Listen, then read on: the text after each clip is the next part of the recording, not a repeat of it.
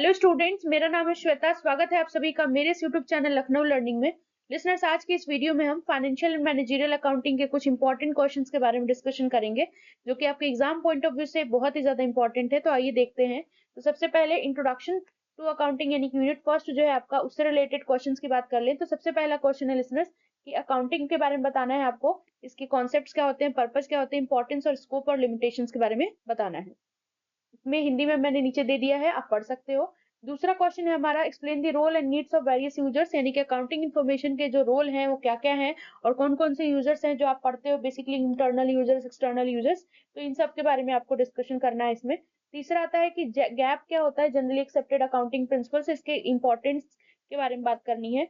Fourth question जो important है इस यूनिट से वो है significance of international financial reporting standard, यानी आईएफआरएस क्या होता है और क्यों ग्लोबल अकाउंटिंग स्टैंडर्ड में इसकी आवश्यकता है। तो बेसिकली इसके बारे में डिस्कशन करना है।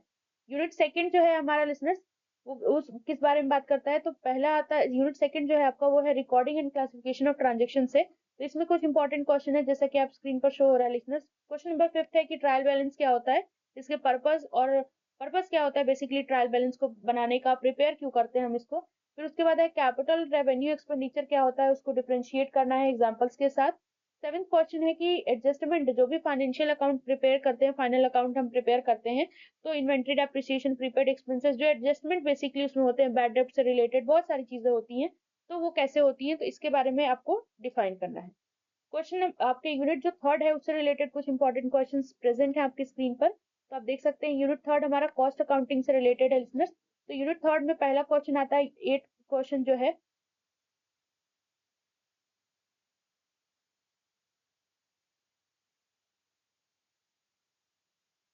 सो कॉस्ट अकाउंटिंग के बारे में बात करनी है, ऑब्जेक्टिव्स और बताना है कि क्यों हम कॉस्ट अकाउंटिंग प्रिपेयर करते हैं, इसका डिफरेंस बताना है फाइनेंशियल अकाउंटिंग के साथ। क्वेश्चन नंबर 9 है कॉस्ट शीट क्या होती है, इसका प्रोसेस क्या है, इसके प्रिपरेशन का एग्जांपल के साथ आपको बताना है।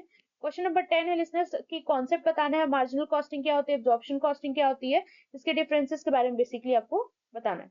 फिर आता है यूनिट 4 जो है हमारा लिसनर्स, वो है हमारा मेथड ऑफ कॉस्टिंग से रिलेटेड।